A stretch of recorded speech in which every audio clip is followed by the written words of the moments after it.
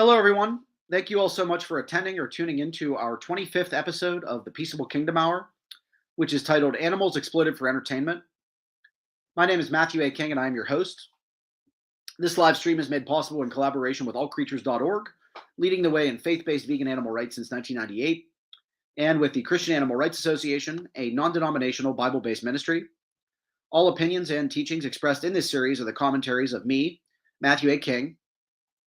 And so with the teaching agenda today, we're going to go over first a disclaimer. Then we're going to talk about the history of animals exploited for entertainment. And then with that comes the discussion on ancient Roman venations, as well as the history of cockfighting, horse racing, bullfighting, dogfighting, circuses, and rodeos.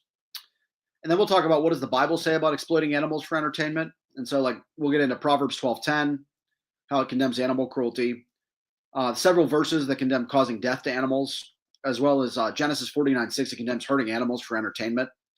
And then we'll talk about the objections to Genesis 49:6 as well.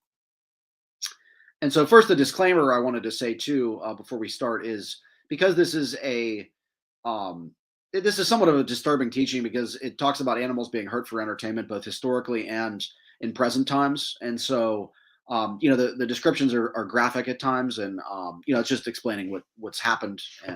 But if anybody feels uncomfortable or feels like it might be too much to listen to this morning, feel free to step out at any time. There's of course no demand to keep listening if you're uncomfortable. But with that, I wanted to get into the history of animals exploited for entertainment.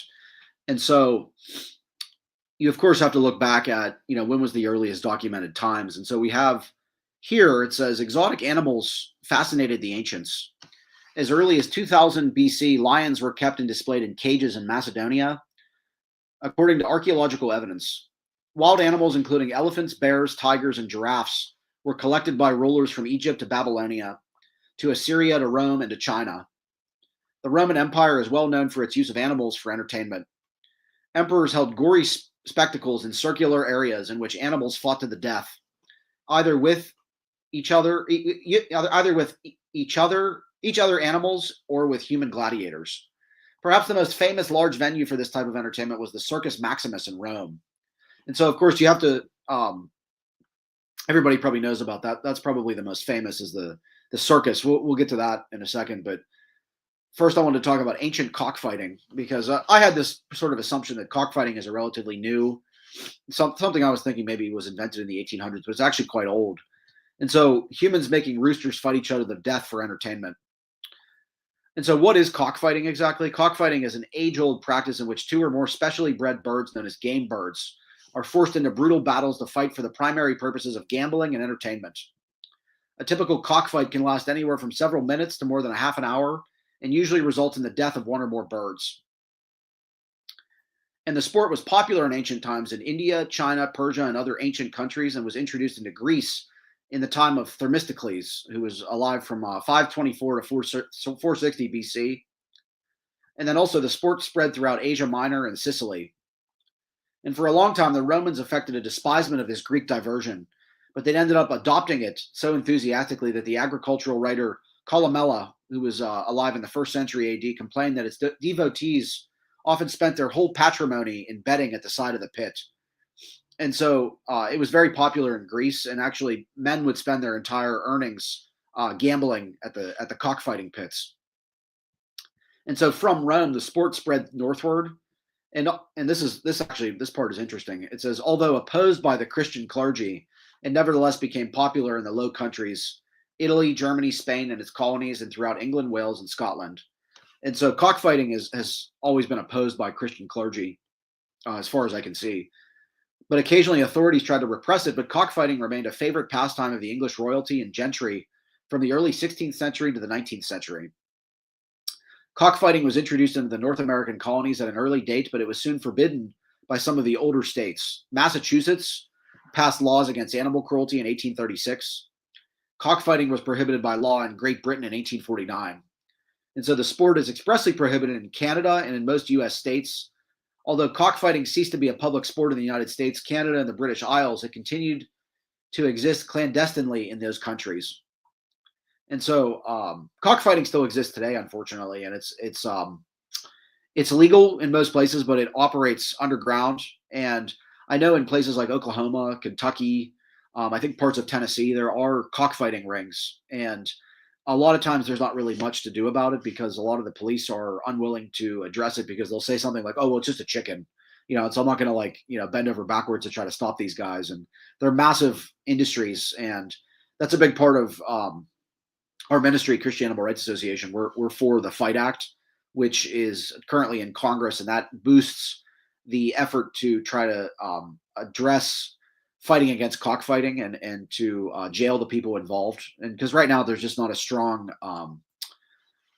push against it, even though there's a law on the books against it, and so it's not punishable or enforced regularly. But it's mostly illegal in most places. Um, it goes to show you, you can change the laws, but you can't change people's hearts. But before a fight, spurs of metal or bone are slipped over the natural spurs of the gamecocks. And so in ancient times, cocks were permitted to fight until one or other was killed. And so that is a still something that goes on today, but like I said, mostly illegal and something that most people are against. Actually, it's not something that has a bona fide industry attached to it. But I wanted to, of course, talk about Rome too, because the brutal and bloody world of Venatians. Ancient Rome staged animal hunts. And so bloodthirsty crowds reveled in Venatians that saw the mass slaughter of animals like lions, elephants, and bears, as the Romans forever altered the ecosphere of an entire region. In ancient Rome, nothing could spice up a night like attending a Venatio. These battles, usually held at the Colosseum or in Circus Maximus, involved exotic animals like lions, bears, and hippos. Sometimes the animals fought each other. Other times they were pitted against venators, warriors with weapons. And so the plebeians and patricians who filled the Colosseum stands weren't the only ones who enjoyed such bloody events. Some emperors were so passionate about the Venatio that they arranged spectacles that lasted more than 100 days. One had 500 lions killed in one fell swoop. This is the history of Venatians, the gruesome and brutal blood sport that enthralled ancient Romans. And if you're familiar with the movie Gladiator, actually, they actually get into this too, of how common hurting animals for fun in these Colosseums was. It was big money and big spectacle. Much like we attend sporting events today. That was sports to them.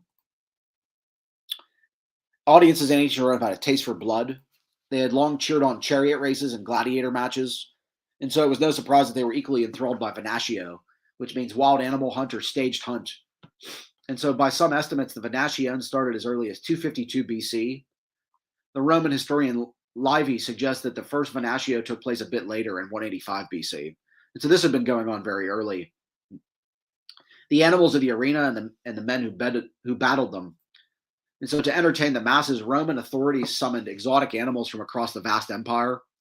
They collected North African lions, panthers and elephants, bears from Scotland, Hungary and Austria, tigers from Persia, and crocodiles and rhinos from India. And collecting the animals was difficult and dangerous. After all, they needed to be brought back to Rome alive. And so the poet Oppian described one such bear hunt. The dogs used to hunt down the animal, trumpets used to confuse it, and how hunters would chase the beast into a net. Hunters also used pits. They would draw an animal, maybe a tiger or a lion, to a pit filled with bait. And then when the animal jumped in, the hunters would lower a cage into the pit to capture the animal. Back in Rome, the creatures would be pitted against other animals, or sometimes against men. And so most scholars differentiate two types of man-to-animal combat that took place in Rome. Shows which featured armed men fighting wild beasts were Venatio. However, Romans would also throw men who were condemned to death into an arena with an angry bear or a tiger, an idea they'd picked up from the Carthaginians. And so, who were the men who fought tigers, lions, and bears? And like I said, if you're familiar with the movie Gladiator, they did a lot of this as well, as a lot of times it was slaves. Like with Gladiator, he was a slave and he was forced to fight. And then also there's a movie called Barabbas. And it's like historical fiction. It takes the character of Barabbas, who was a character in the Bible. He got pardoned instead of Jesus on Passover. And he ends up in the movie becoming a Roman gladiator, and he becomes a slave. And so Gladiator, I think, very much was based on that. But the Venators, they had much in common with Rome's gladiators. Like gladiators, they were usually slaves, criminals, or under a contract to fight. But the Venators were considered to be even worse than gladiators, who often belonged to the lowest tier of society. However, like gladiators, the Venators trained for their encounters with wild animals. they would attend a ludus, Ludus, or a professional fighting school before making their debut. Unlike the people condemned to death, they were allowed weapons to defend themselves. But at first, the animals were chained so that the Venators could easily kill them. But by 100 BC, animals were often allowed to roam freely. And so this prompted the construction of high walls in the Colosseum so that the animals couldn't climb out of the ring and attack the audience. And probably that had happened before. But by around 80 AD, the Romans had something big to celebrate, the inauguration of the Colosseum. And so the Emperor Titus oversaw the event, which included a massive venatio that endured for more than 100 days. And this is awful, but Romans cheered as over 9,000 animals were slaughtered during staged hunts. And then Trajan, who had become emperor in 98 AD, wanted to break Titus's record. And so his venatio, held in honor of Rome's crushing defeat of the Dacians, lasted more than 120 days and saw the slaughter of 11,000 animals. And so that's more than 90 animals a day. And so for 3 straight months, some rulers enjoyed participating in the venations themselves. And so very, very bloody history in Rome, a lot of animal death for just the sake of entertainment. Very sadistic, and if you ever have any doubt of how evil the human heart is, look at what Rome did to animals. But also, like I mentioned in the movie Gladiator, there was a character in there played by Joaquin Phoenix, who's a vegan in real life, an animal rights activist. He played a character named Commodus, and that movie was mostly historical fiction, but some of the things that he did in that movie were actually very emblematic of his personality. Like it says, Commodus, who ruled the Roman Empire from 177 until his assassination in 192 AD, eagerly leapt into the ring. Known as a gladiator and amateur venator, Commodus especially liked to think of creative ways to kill animals. He invented a crescent-shaped arrow to kill ostriches. Roman crowds went wild at the sight of the headless birds running around.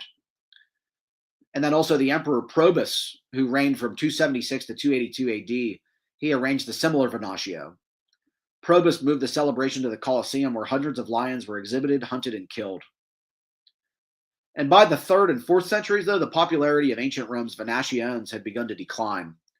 This came about for several reasons, and one was the star of the shows, the exotic animals themselves, were getting harder to find because they had basically killed all of them. And so Rome no longer had the finances or the military might to draw exotic animals from every corner of its empire. And then also, this is really important too, this is the rise of Christianity. It says, in addition, social mores were changing. The Christian church had begun to exert more influence in Rome. And so Romans continued to make animals fight in venations for a while afterward, but the insatiable bloodlust that had surrounded the first few centuries of games had abated. No longer did Romans have the appetite or the budget to slaughter thousands of animals over 100 days. However, venations were held until around the 7th century. And so very important, though, is that the church basically suppressed a lot of this, and that's a very important part of that. And by the time the era of venations was over, the Romans had forever altered the ecosphere of the entire region under their control, from North Africa to the Middle East to the Mediterranean coast of Europe. And so they slaughtered scores of animals into extinction or near extinction while turning vast swaths of land into veritable deserts.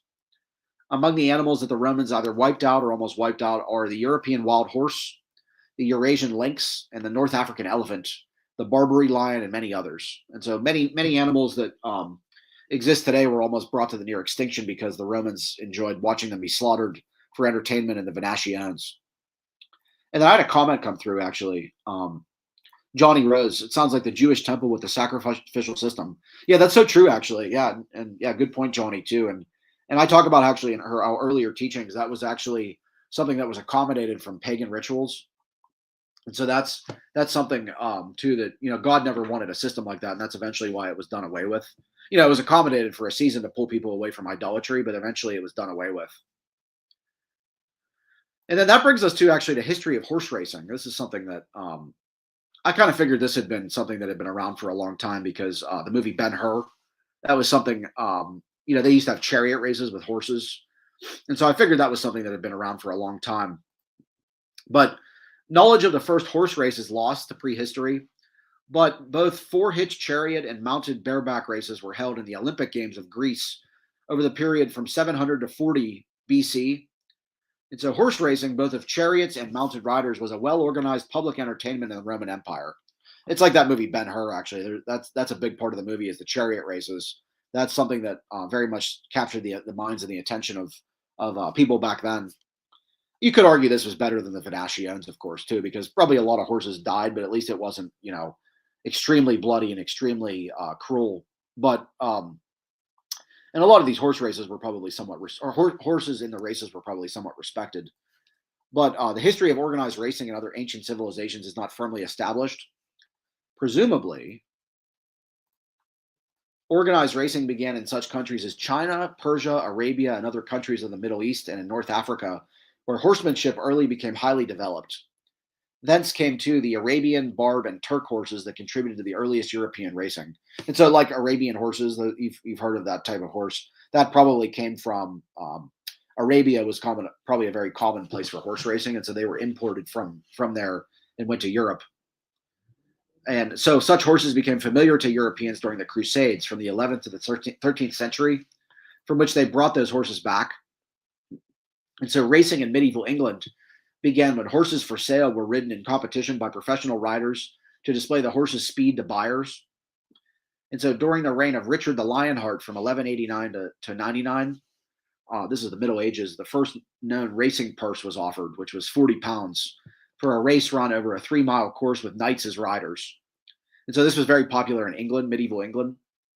And in the 16th century, Henry VIII imported horses from Italy and Spain, presumably barbs, and established studs at several locations. And so studs is basically a breeding ranch. And that term actually still exists today. Like if people say, oh, that guy's a stud, that's like a reference. That's an ancient reference to there was a place where male horses would be bred for the females. And in the 17th century, James I sponsored meetings in England, and his successor Charles I had a stud of 139 horses when he died in 1649. Organized racing, Charles II reigned from 1660 to 1985, or 1660 to 1685. He became known as the father of the English turf and inaugurated the King's Plates, races for which prizes were awarded to the winners. His articles for these races were the earliest national racing rolls. And so the horses raced were 6 years old and carried 168 pounds or 76 kilograms. And the winner was the first to win 2 4-mile heats. And the patronage of Charles II established Newmarket as the headquarters of English racing. In France, the first documented horse race was held in 1651 as a result of a wager between two noblemen. And so during the reign of Louis XIV, from 1643 to 1715, racing based on gambling was prevalent. And so that's still what happens today. But Louis XVI, he reigned from 1774 to 1793. He organized a jockey club, which still exists today, and established rules of racing by local decree that included required certificates of origin for horses and imposing extra weight on foreign horses. And so organized racing in North America, it began with the British occupation of New Amsterdam, which is now New York City, in 1664. So very early. Colonel Richard Nichols, commander of the British troops, established organized racing in the colonies by laying out a 2-mile course on the plains of Long Island, which was called Newmarket after the British race course. It offered a silver cup to the best horses in the spring and fall seasons. So all the way over in Long Island during 1664, actually, there was a massive horse racing industry. And so the beginning of the modern era of racing is generally considered to have been the inauguration of the English classic races, which was the St. Leger in 1776, the Oaks in 1779, and the Derby in 1780. And then probably a lot of my viewers know the American classics are the Belmont Stakes, the Preakness Stakes, and the Kentucky Derby, which make up the American Triple Crown. And so since the establishment of the British and the American Triple Crown series, scores of countries have instituted their own less prestigious Triple Crowns of elite races. And in a little bit of a history, in America, interest in horse racing exploded after the Civil War. By 1890, there were 314 racetracks operating in nearly every state. And then during the late 1920s and 30s, racetracks became an important source of tax revenue. And by the second half of the 20th century, horse racing had become big business. But then where there is gambling, there is cheating. And the history of racing repeats itself with recurrent race fixing and running of ringers. And so a new threat to the sport arose in the 1960s with the widespread use of anti-inflammatory and coagulant drugs on horses. And so that's where, of course, because of the gambling and because of the involvement of gambling and Of course, this is going to affect the horses, and the cheating is going to affect the horses. And so various racing bodies limited or forbade the use of such drugs, but others did not. And then another problem with this too is also over racing. So like over racing, particularly in the United States, encouraged their use, and both legal and illegal drug use may explain the higher death rate among American racehorses. And so like the US Jockey Club, they reported that about 600 horses died racing related deaths on US racetracks in 2006, which was a significantly larger number than those recorded in other countries. And so the American horse racing industry in particular has a history of being cruel, particularly cruel and causing death.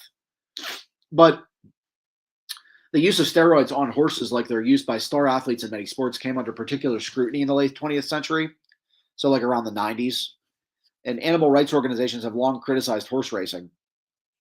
Activists have sought to expose horse doping, institute a ban on horse whipping by jockeys, and then also limit the number of races a horse, especially 3 years old and younger, can run in a season, and also eliminate dirt tracks in favor of safer synthetic surfaces. And so two notable tragedies in the early 21st century helped propel calls for reform. And so the shattering of bones in one of Kentucky Derby champion Barbaro's legs just seconds after the start of the Preakness Stakes in 2006. And then that horse was actually euthanized 8 months later.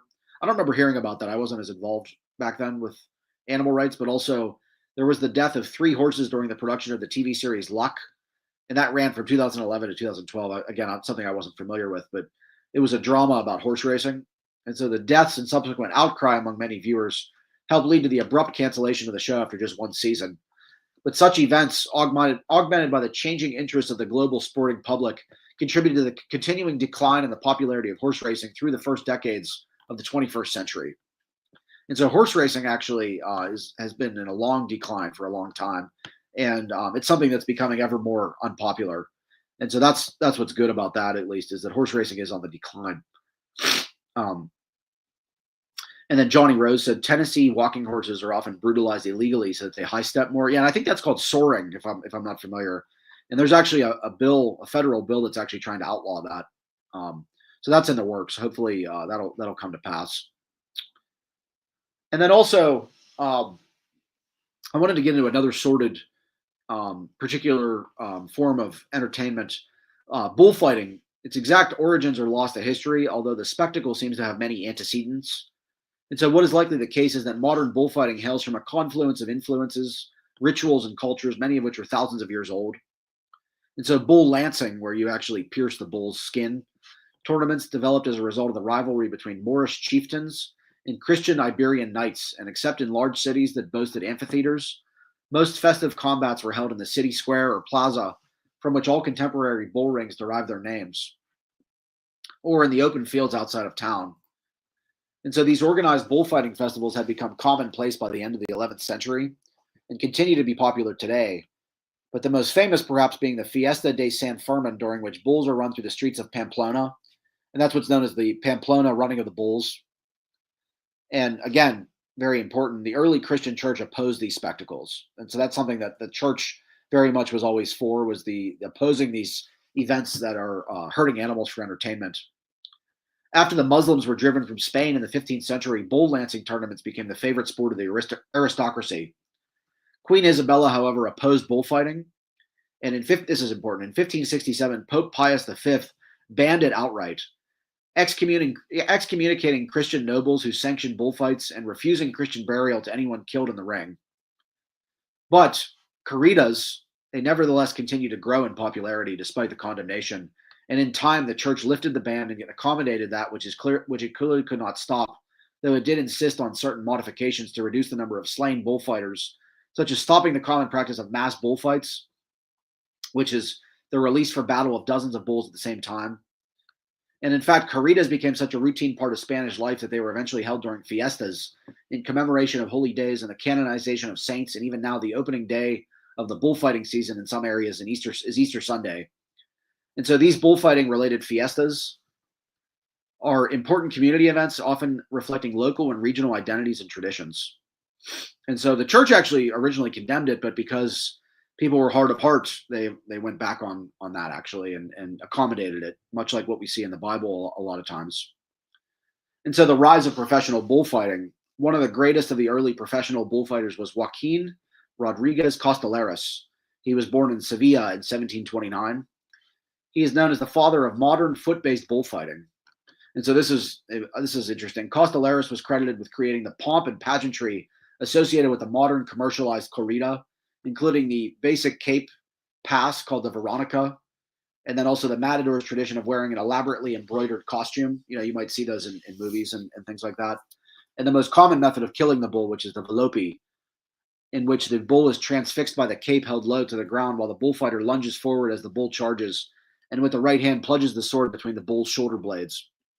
And so it was about this time in the late 18th century that painter Francisco de Goya, he lived from 1746 to 1828. He had sketched scores of bullfighting scenes in his La Torre Manica series, designed a distinctive professional uniform for bullfighters. So I didn't know that, actually. My dad's actually an art history major, and so I was very familiar with Francisco Goya growing up. And they made a movie out of his life called Goya's Ghost, and I didn't know that he was such a bullfighting fan. So that's very unfortunate to hear. So I sort of had to accommodate my respect for him. But in fact, long before football, soccer, and baseball stadiums were built, bull rings had become a staple of Spanish and Latin American life. So there's the source for that as well. And then another one that another despicable action I wanted to talk about was dogfighting. In this source, it says, when it comes to our treatment of dogs, there are few activities as despicable as dogfighting, which the Humane Society of the United States defines as a sadistic contest in which two dogs, specifically bred, conditioned, and trained to fight, are placed in a pit, generally a small arena enclosed by plywood walls, to fight each other for the spectators' entertainment and gambling. And sadistic is absolutely right. I would also add forcibly to just about every verb in that definition, just for good measure. Forcibly bred, forcibly trained, forcibly fought, and so on. And so, again, I thought that dogfighting was a relatively recent invention, but of course, as humans have demonstrated, there's a long list of disappointment. And so the history of dogfighting isn't a new sport. In fact, it can be traced all the way back to the Roman Empire, of course, where dogs were pitted not against each other, but against other animals: elephants, bulls, bears, and humans, or gladiators, in the Roman Colosseum. The dog of choice back then was the English Mastiff, or an ancestral variant, followed much later by the Old English Bulldog. And as the centuries went on, bear and bull baiting became more popular, especially in the British Empire. And so Queen Elizabeth I even bred her own mastiffs for the express purpose of entertaining foreign guests. And so baiting involves tying bears or bulls to an iron stake, at which point dogs would be loose to scratch and bite at them. And then eventually, as bears began to become scarce in the area, bull baiting became the sport du jour. The bulls would be slaughtered for their meat immediately after a fight. But until finally, in 1835, the Cruelty to Animals Act was outlawed all blood sports in Britain. And so that was important. But unfortunately, the passing of this law only led to the popularity of dog-on-dog fighting as a sport. And so illegal though it was much more difficult for authorities to crack down on than bull baiting, as it required far less space. And so that's another one that's very underground, is dogfighting. But whereas the Old English Bulldog was the most popular fight dog for baiting bulls, watching two bulldogs go at each other would apparently make for a rather boring fight. They were trained to pin and hold bulls, not move around a lot, and hence they were crossed with terriers, which were more nimble and dexterous, to create the bull and terrier dog. And so from the bull and terrier came the dog that would eventually be known as the Staffordshire Bull Terrier, as well as the American Pit Bull Terrier and the American Staffordshire Terrier. And so the dogfighting bans began to pop up in the U.S. starting in 1867, and embarrassingly, it was not federally banned until 1976. It's been a prevalent American blood sport in the many years since. And there's also an emerging category of dogfighters that involve celebrities in sports and entertainment who promote their own fights. And then this is, of course, getting into current events. I think he actually just recently accepted a coaching position. I think it was at the University of Virginia. I could be wrong, but Michael Vick is perhaps the most infamous example of this, having been sentenced to 2 years in prison, though he served little more than a year. And so Vick was actively involved with hanging, torturing, and drowning underperforming dogs, among other terrible things. And so the Michael Vick bust in 2007, when talking about major dogfighting busts, it's impossible not to mention the Michael Vick bust. While it was nowhere near as big as the largest cases, it was vital for how it exposed dogfighting to the American public, and how it showed the world that dogs saved from these situations are not damaged goods that just need to be discarded. And And it's interesting too, Michael Vick. He's become somewhat of an example. I know his notoriety. I mean, if you look at like sports, anytime he gets a job or anytime he does something within sports, there's people that are very angry at him. But I often use him as an example. For instance, like a lot of people, Gary Francione had a quote that talked about how when it comes to animal agriculture, we're all Michael Vick. And he talked about how, Michael Vick was involved with dog fighting for entertainment purposes. He was herding dogs for entertainment, but, what is meat eating? What is circuses? What is rodeo? Except herding animals for entertainment. And so Michael Vick is actually a good point to be made is that, everybody gets mad at him, but they don't get mad at themselves for what they do to animals. And so that's important to recognize, unless of course they're vegan. But it's important to recognize that Michael Vick is not much different from the average American who chows down on burgers every day, 3 times a day, meat. But with that, I wanted to go on to the circus too, because that one is I knew that was an ancient one because that originated in Rome because they would have like the Circus Maximus, the Circus Nerus. But the first circuses appeared in ancient Rome where horse and chariot races were held, along with staged battles, gladiatorial combat, and displays of trained animals. The circus of that time was the only public spectacle at which men and women were not separated. So that was interesting. It was egalitarian, ironically. And the earliest circus in Rome was the Circus Maximus, built in the Old Kingdom era. And when finished, it could receive 250,000 people. It was 400 meters long and 90 meters wide. And so this is as big as a stadium, even bigger, actually. And so Circus Flaminius, Circus Neronus, which was named after Emperor Nero, the Antichrist, and Circus of Maxentius are other famous circuses of the Roman era. And there's the source for that. But the introduction of wild animals to the circus dates about 1831, when the French trainer Henry Martin, performing in Germany, presumably entered a cage with a tiger. He was soon followed by the American trainer Isaac A. Van Amberg, reputedly the first man to stick his head into a lion's mouth, who in 1838 took his act to England and so fascinated the young Queen Victoria that she commissioned the artist Sir Edwin Landseer to paint a portrait of the brawny American with his big cats. And so in the United States, elephants have long been considered by many to be the very hallmark of the circus, as we all remember. Beginning with the single specimens exhibited at Astley's in the early 19th century, the number of performing elephants, especially in the American three-ring circuses, would run as high as 40 or more by the turn of the 20th century. Countless other species of wild animals were trained to perform in the circus ring during this period, including polar bears, giraffes, hippopotamuses, and rhinoceroses. And in 1907, following the death of Bailey, Barnum's first partner, the Ringling Brothers, bought Barnum and Bailey Circus and continued to run it as a separate show. And then in 1919, they finally combined it with their own circus to form the Ringling Brothers and Barnum and Bailey Circus. And so the circus flourished in the 50s, 60s, and 70s in the United States, despite anxiety over its future and the disappearance or reorganization of such stalwarts as the Bertram Mills and Ringling Brothers and Barnum and Bailey circuses during the 50s and 60s. Beginning in the mid-1980s and continuing into the 21st century, more than 30 major circuses toured the United States and Canada, while dozens more, some lasting an entire season, some only for a few weeks or for single engagements, sponsored by local groups such as the Shriners, also performed. And so perhaps the most innovative trend in circuses at the turn of the 21st century was the establishment of companies such as the Cirque du Soleil.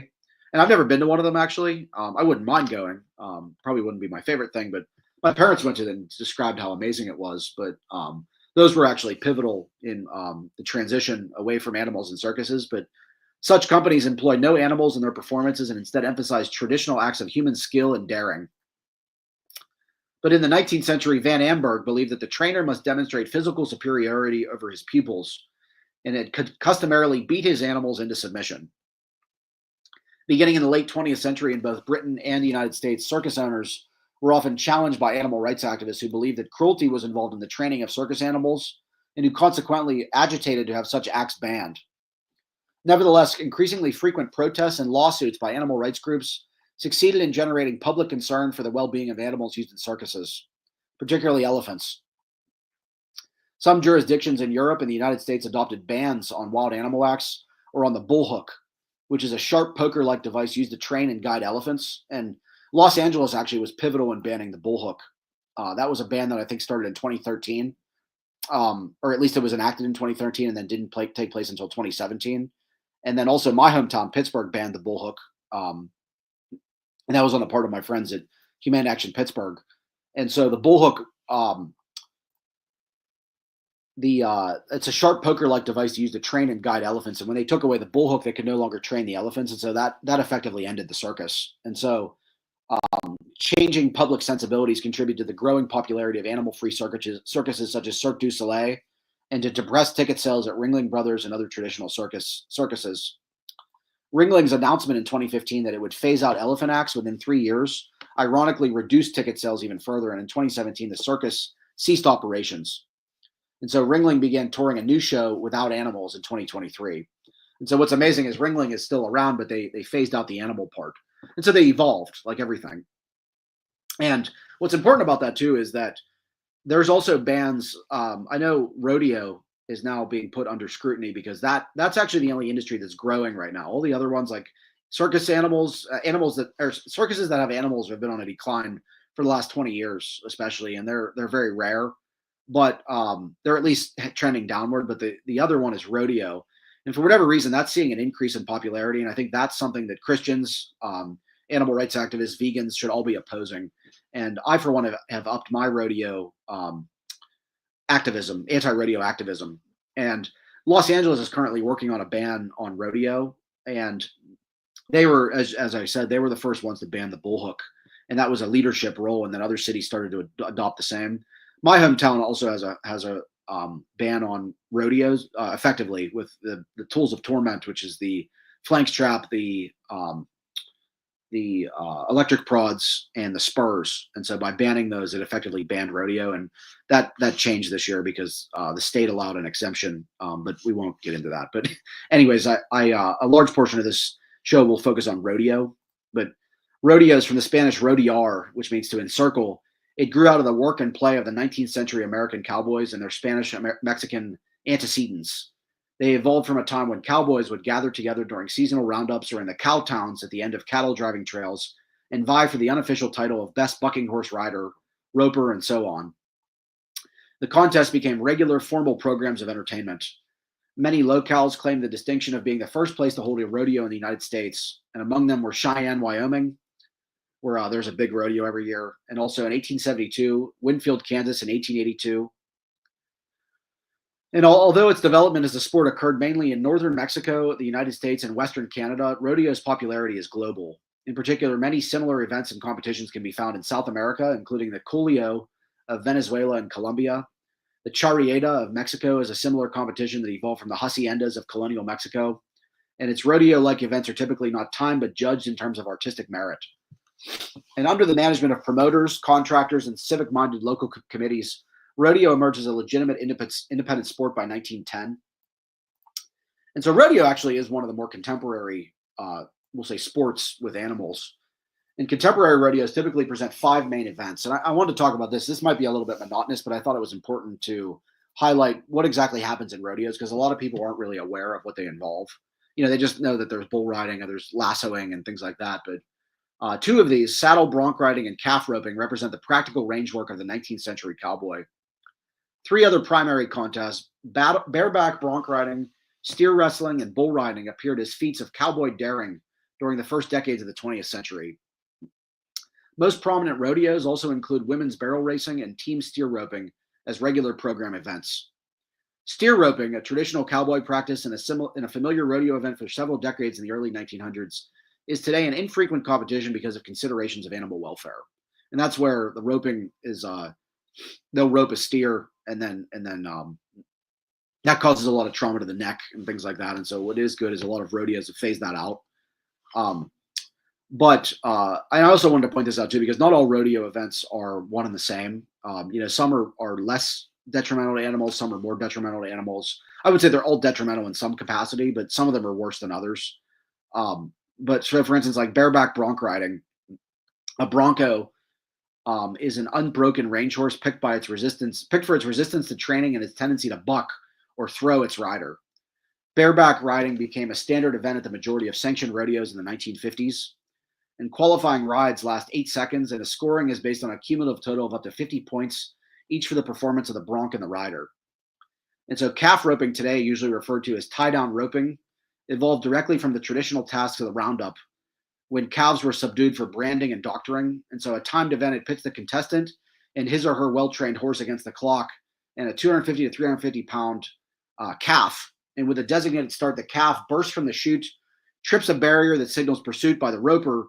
And then as the horse overtakes the calf, the contestant must rope it around the neck and simultaneously bring the horse to an abrupt stop, halting the calf's flight while dismounting. And then the horse keeps a taut rope while the contestant runs to the calf, throws it on its side, and then ties 3 legs securely with a pig string. And so this is particularly a pretty gruesome event. And this causes a lot of fright, especially within the calf when they're roped. Time is declared when the roper throws up his or her hands after the tie down. And so for a qualified time, the calf must stay tied for 6 seconds after the contestant is remounted and slacken the catch rope. And then also saddle bronc riding. It's a judged event. Saddle bronc riding requires strength and balance on the part of the contestant who has to stay atop a 1,200-pound bucking horse for the 8-second qualifying time. And so a timed event, steer wrestling, combines good horsemanship, expert timing, and muscle to bring down a 550 to 650-pound steer from a running steed. Once the steer slows, the bulldogger wrestles it to the ground with a twisting and falling motion. Time is declared when the steer lands on its side with all 4 legs extended in the same direction. And so that one is also particularly gruesome because a lot of times those animals end up with broken necks. And team roping, like the other roping events, the steer is given a predetermined head start, after which the 2 contestants pursue. The leading roper or header must catch the steer about the horns, dally his or her rope, and then change the direction of the steer's run to benefit the throw of the other roper. And then barrel racing, this is debatably maybe the least damaging. Barrel racing is the only women's event regularly featured at contemporary PRCA-sanctioned rodeos. That's the Professional Rodeo Cowboys Association, probably the biggest rodeo in the nation, but often ranked second in bull riding in popularity. This timed event combines superb horsemanship with breakneck speed. They must negotiate a cloverleaf pattern of 3 barrels and then ride out and exit to stop the clock. And so that one, that doesn't really involve like bucking of the horse. It's more just riding the horse around some barrels. So that's debatably probably the least damaging. And I don't even know if that's actually even harmful at all. I'm not sure. I'm sure the animals get hurt, but I don't know how common it is. But then the one I want to focus on that's particularly popular, bull riding, began in the 1910s as an open area steer riding. This event pits the competitor against a bull of 1,700 to 2,000 pounds. And to stay on the animal, the rider utilizes only a flat-plated rope with a handhold and an attached bell. One hand remains free. Most contemporary bull riders wear Kevlar vests for protection, and some also don helmets. And this is not a traditional thing. This is a modern invention of wearing helmets.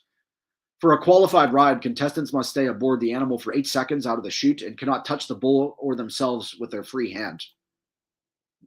And there's the source for that. And so bull riding has become, like I said, rodeo is the only one that has particularly been on the increase. So I don't know what the reasoning for that is. A lot of it probably has to do with this, like Yellowstone is a very popular show. I think that has a rodeo individual in it. And then also the movie Twisters that features a person from rodeo. And I think it might be a little bit of this toxic masculinity as well, where it's this depiction of men, doing things that subdue nature or the natural world. And so that becomes very popular in the eyes of people. And then also another very surprising aspect of it too, is that a lot of rodeo followers are women.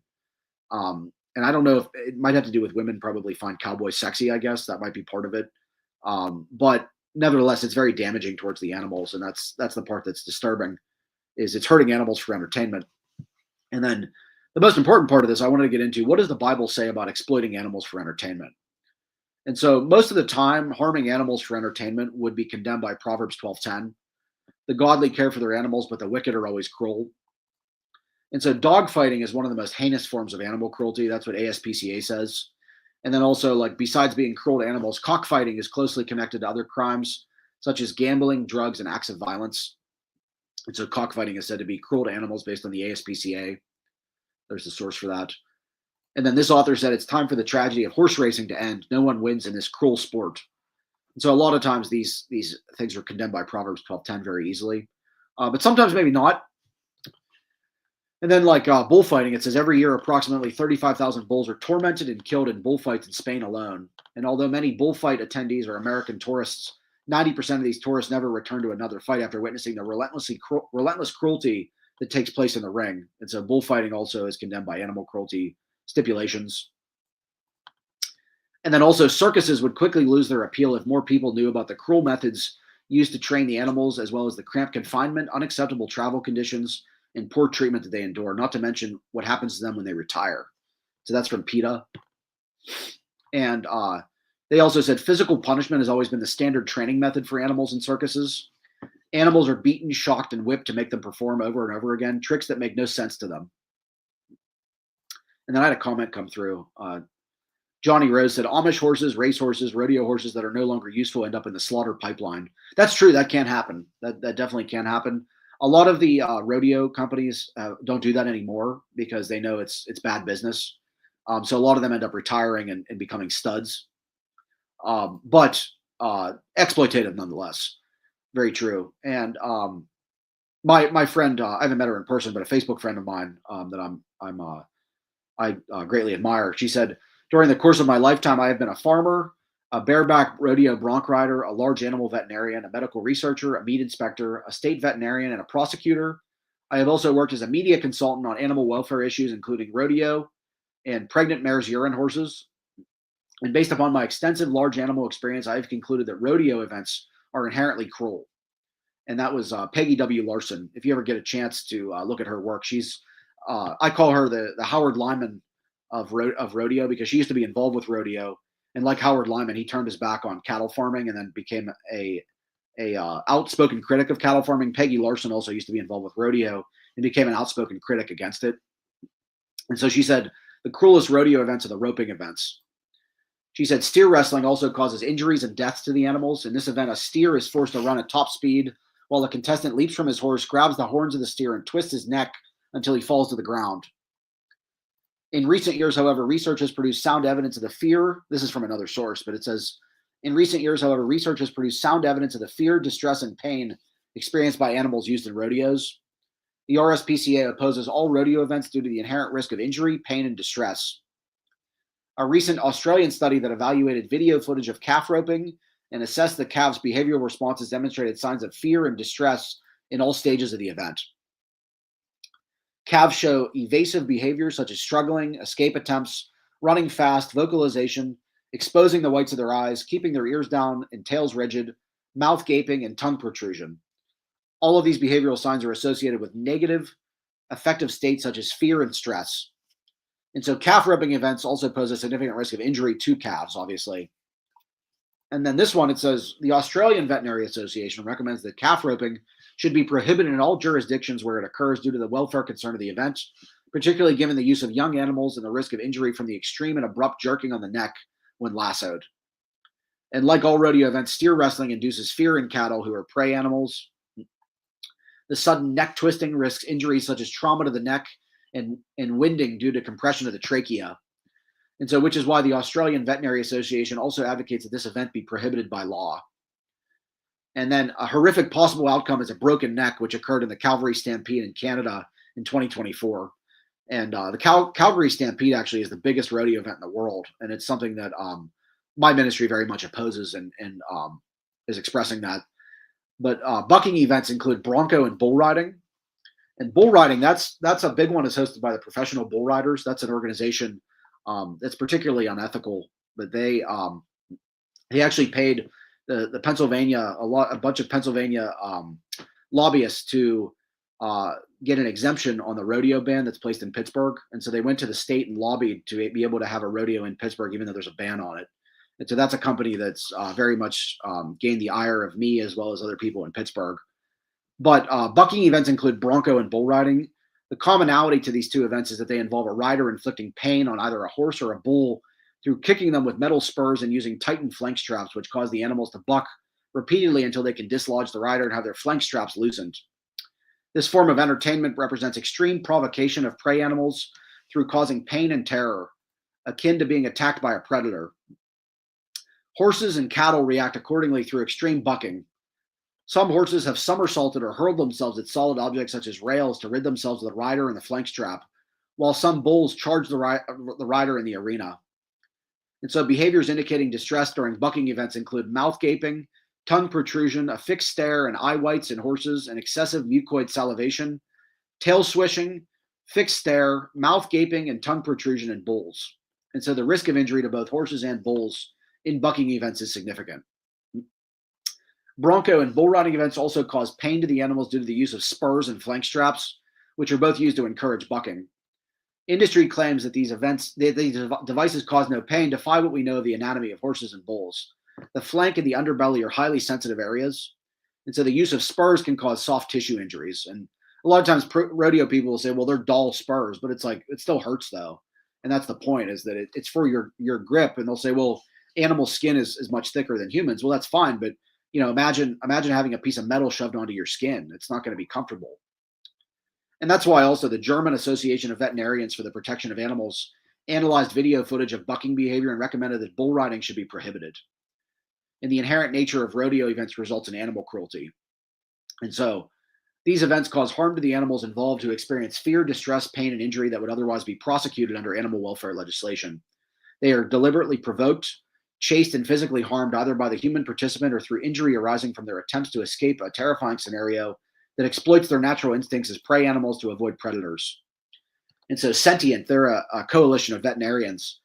Their view is that adults should be modeling compassion and respect for animals, demonstrated by humane treatment and calm handling. In contrast to this, rodeos normalize cruelty, supported by the legality and promotion of these events. And that's from Sentient, Independent Australian Veterinary Association. And then also killing animals for entertainment, which rodeo does not do, nor did circuses. But killing animals for entertainment, as seen in bullfighting, dogfighting, and cockfighting, is condemned by the Bible because it involves death for the animals. And so, like 1 Corinthians 15:26, the last enemy to be defeated will be death. Also Isaiah 25:8, he will swallow up death forever. And then also Revelation 21:4, he will wipe away all tears from their eyes, and there will be no more death, suffering, crying, or pain. These things of the past are gone forever. And then Romans 8:21, the creation, which is animals, they look forward to the day when it will join God's children, or humans, in glorious freedom from death and decay. And so the conclusion is, killing animals for entertainment is theologically bad. Killing animals for any reason is theologically bad, but especially for entertainment. That's definitely frowned upon by God. But also, as if that wasn't enough, the Bible also condemns hurting animals for entertainment in Genesis 49:6. And so, like Genesis 49:6 NLT, it says, may I never join in their meetings, may I never be a party to their plans, for in their anger they murdered men and they crippled oxen just for sport. And so within this, it says it's crippling or hurting oxen just for the sake of sport is condemned. And then also the Good News translation, Genesis 49:6, it states, I will not join in their secret talks, nor will I take part in their meetings, for they killed people in anger and they crippled bulls for sport. So again, the same thing is they hurt oxen or hurt bulls just for the sake of entertainment. And then this one is even more explicit. Genesis 49:6 in the International Standard Version says, I'll never join their council, I'll never enter their assembly. In their anger, they committed murder and lamed cattle just for fun. And so that laming cattle, that would be essentially what rodeo does over time. It causes harm to these animals just for the sake of fun. And so in Genesis 49:6, this is from my website, my ministry's website, christiananimalrights.com. It says in Genesis 49:6, Jacob condemns the behavior of Simeon and Levi, brothers known for being deceitful, vindictive, stubborn, violent, and cruel. In Genesis 49:6, these siblings sinned by hurting animals just for the sake of amusement and committing murder. Therefore, the Bible condemns hurting animals for entertainment. And then there's the source for that as well. But then just to dig into what it's talking about too, Hebrew word translated to sport or fun in those verses is ratzon. And that's defined as, it can also refer to the pleasure or delight one finds in something or someone. And then that word that's described as for sport, for pleasure, for fun, ratzon. It says self-will is derived from the Hebrew ratzon, meaning desire or pleasure. This phrase suggests actions driven by personal desire rather than divine guidance. The act of hamstringing oxen or hurting oxen, a cruel and wasteful act, symbolizes senseless destruction. But then, of course, like anything in the Bible, there is something that we have to face is the pushback, or, what are the arguments against what I'm saying? An objection to Genesis 49:6, some translations talk about a wall or a prince rather than hurting cattle. And so like Genesis 49:6, the King James Bible, it says, O my soul, come not thou into their secret, unto their assembly, mine honor. Be not thou united, for in their anger they slew a man, and in their self-will they dig down a wall, which is very bizarre, very different from what the translations I cited. And then also the Webster's Bible translation of Genesis 49:6 states, O my soul, come not thou into their secret, to their assembly, my honor. Be not thou united, for in their anger they slew a man, and in their self-will they dig down a wall, which is, again, bizarre. In Genesis 49:6 in the Dewey Reams Bible, it says, the DRB, let not my soul go into their council, nor my glory be in their assembly, because in their fury they slew a man, and in their self-will they undermined a wall. And then Genesis 49:6 in the Catholic version of the Bible, it says, let not my soul go by their counsel, nor my glory be within their meeting. For in their fury they killed a man, and in their self-will they undermined a wall. And so we'll get to why that there's a discrepancy there. And then in Genesis 49:6, the Lambza Bible, it says, I never agreed to their counsels, nor did I ever lower myself to sit in their assembly. For in their anger they slew men, and in their rage they destroyed a town wall. And then finally, in the Peshitta of Genesis 49:6, that's the Syriac translation of the Bible. It says, into their secrets my soul has not entered, and I have not come down from my glory into their assembly, because in their rage they murdered men, and in their anger they tore down a city wall. Again, very bizarre.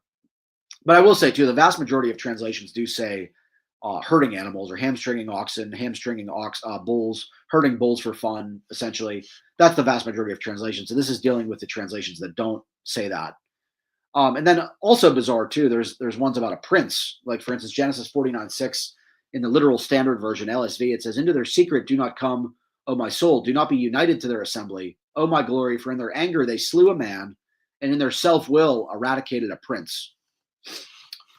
And then also Genesis 49:6 in the Young's literal translation of the YLT, it says, into their secret come not, O my soul. Unto their assembly be not united, O mine honor. For in their anger they slew a man, and in their self-will eradicated a prince.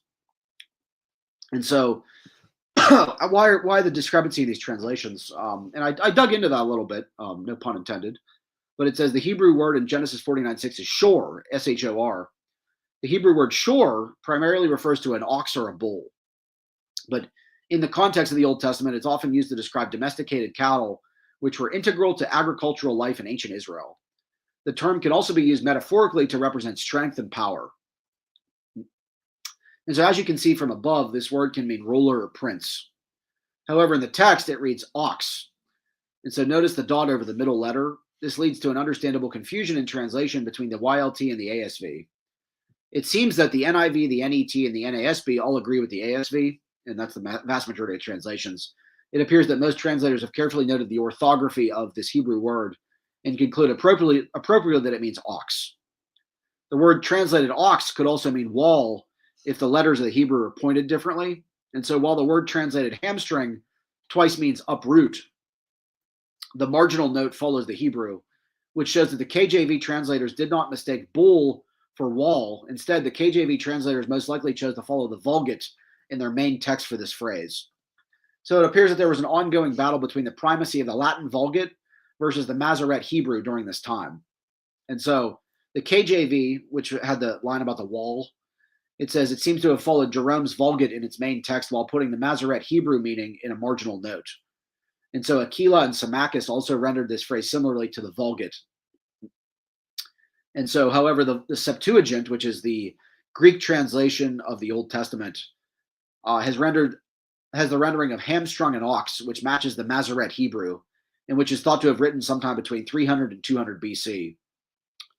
Both renderings have had major players behind them through the centuries, but I tend to go with the Masoretes on this one, since hamstringing an ox seems to better match with Jacob's previous phrase of slaying a man. Hamor is called the prince of the country in Genesis 34:2, with rulers and leaders often being figuratively called oxen or bulls.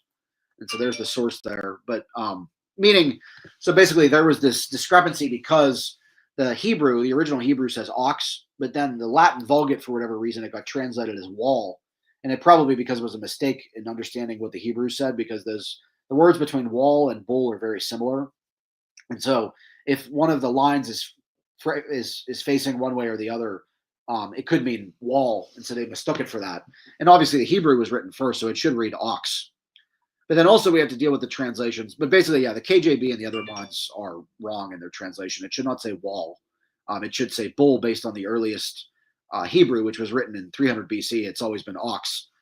But then also there's these other translations that mention the prince. And so what's up with that? And so we can see this in Psalm 68:30. It says, rebuke the beasts living among the reeds in Egypt, the herd of bulls, the leaders with the calves of the people, trampling underfoot the pieces of silver. He has scattered the people who delight in war. And so Psalm 68:30, that's talking about a bull as in a prince or a leader. And so a bull can often be synonymous with a leader. But the word in Genesis 49:6 should be ox, and it has a double meaning. And they get this idea of a prince, but it says Genesis 34 gives us context. And we can understand what exactly Genesis 49:6 is talking about because it's a reference to Genesis 34. And so like Genesis 34:25-28, it says, but 3 days later, when their wounds were still sore, two of Jacob's sons, Simeon and Levi, who were Dinah's full brothers, took their swords and entered the town without opposition. Then they slaughtered every male there, including Hamor and his son Shechem. And so they killed them with their swords, then took Dinah from Shechem's house and returned to their camp. Meanwhile, the rest of Jacob's sons arrived. Finding the men slaughtered, they plundered the town because their sister had been defiled there. And so this is about Simeon and Levi. They went and plundered this town because their sister Dinah was raped. And so they killed the two men that did it, which were Hamor and Shechem. And so they, Hamor and Shechem were princes and or royalty, basically a king and a prince. And so they were slaughtered for what they did to Dinah by Simeon and Levi. But then also, it's a double meaning because then also it says, finding the men slaughtered, they plundered the town because their sister had been defiled there. They seized all the flocks and herds and donkeys. And so basically the summary, Simeon and Levi killed Prince Shechem after he raped their sister Dinah. And so Genesis 49:6, GNT, I will not join in their secret talks, nor will I take part in their meetings, for they killed people in anger and they crippled bulls for sport. So crippled is from the Hebrew akar, which means specifically to hamstring, but also figuratively to exterminate.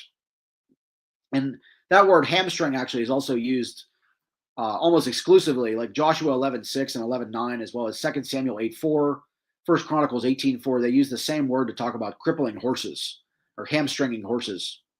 And so that word should be rendered as hamstringing. And so they crippled bulls, meaning they crippled actual Simeon and Levi, basically. In Genesis 49:6, they crippled bulls, meaning they crippled actual bulls for fun, like rodeo does. But also they crippled bulls metaphorically speaking. So they killed the leaders Shechem and Hamor as well. And so it's a double meaning. So this verse also contains a reference to these brothers. This is from early commentary. It says, Genesis 49:6, this verse also contains a reference to these brothers deliberately crippling animals. Scripture is unclear as to when Simeon and Levi might have done this. It might have been during the incident with Shechem or a pattern of animal abuse. Either way, Jacob holds it up as another example of their stubborn, unnecessary acts of rage. And then also, though the word here, as here pointed, always signifies an ox, and so the Samaritan and Septuagint versions render it, they hamstring a bull or huffed an ox, just in like manner as horses are also said to be huffed. Joshua 11:6, in which some understand figuratively of a prince or a ruler, so great personages are also called bulls of Bashan. Psalm 22:12, and interpreted either of Hamor or of Shechem, who was a prince among his people, and furious in his lust towards Dinah. And so this clause is much the same with the former, and slew him, which seems to be the true sense of the text, agreeably to Genesis 34:25. But it is better to take the words in a literal sense, either of the oxen that Simeon and Levi took from the Shechemites, which they plucked or drove away from their mangers, as some render the words. And some of them they might huff or hamstring, that they might not get away from them. And so Genesis 34:28, or rather of Shechem himself, who was a prince, a word which has some likeness and affinity in this text. And so basically, Genesis 49:6 is a condemnation of hurting animals for fun, and also hurting princes basically for fun, or killing princes for fun. And so it's a double meaning essentially, and that's often what happens in the Bible too, is that there's a literal meaning as well as a metaphorical meaning. Words have multiple layers of meaning. But that actually concludes my presentation. Did anybody have any questions too before I close out in prayer? If not, I'll pray right now too. Heavenly Father, thank you so much for allowing me to preach your word and for aligning our will with yours, and help us to, as a species, but also to for humanity to move away from hurting animals for entertainment, because that's not what you designed them for. You designed animals to be taken care of by humans, not to be hurt for trivial reasons like entertainment. And so help us to realize your will that we see in Isaiah 11:6 through 9, where the wolf will lay with the lamb, and also they'll all be taken care of by little children, and there will be no harm or destruction on your holy mountain. Help us to realize that here and now. And so, but that's all for my presentation. I hope you have a great week. And I'll be discussing animals exploited for fashion next week. So I'll be getting into that. And then after that, we're going to be shifting from every week to every 2 weeks for the teachings. And so we'll be shifting that at the beginning of the year. And so just be ready for that. But like I said, have a great Sunday, and we'll see you here next week, hopefully. Thanks.